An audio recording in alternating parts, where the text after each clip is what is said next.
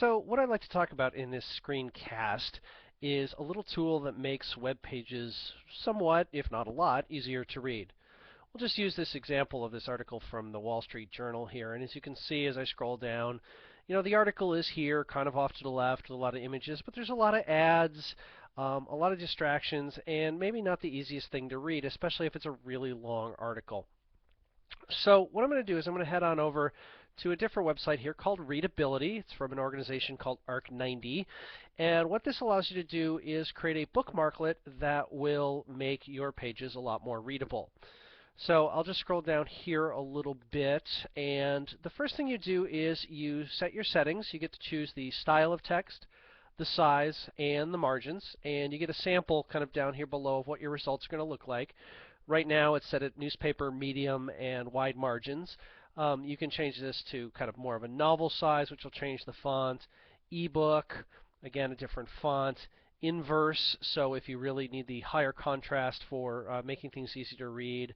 A Thalius version here. I generally like the ebook version. You can then change the size of your margins, or excuse me, your font. So we can go extra small, small, medium, large, extra large. I generally like to keep mine to a medium. And then, as I mentioned, margins. And so it's how wide do you want your text to be, everything from extra narrow margins to extra wide margins. I tend to stick around the medium or even the wide just to keep things a lot easier to read. Also, a newer feature that they have is you can convert hyperlinks to footnotes. So as you can see here, Gregor Samsa is a hyperlink which will work in the results.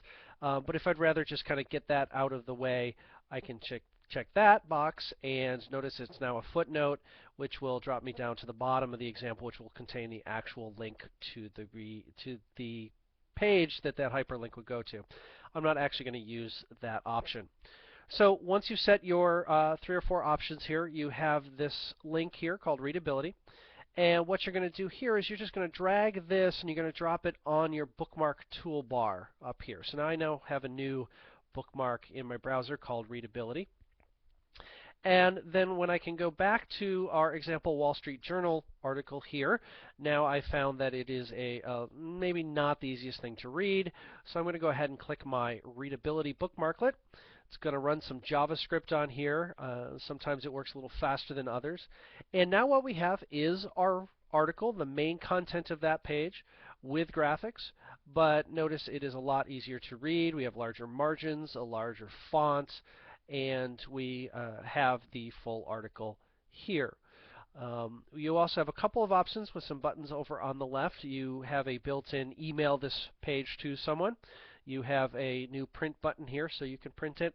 And you also have a refresh button which will, if clicked, take us back to the original version of the page. So it's just reformatting, mostly based on CSS. You don't use your back button to go back to the original version of the page.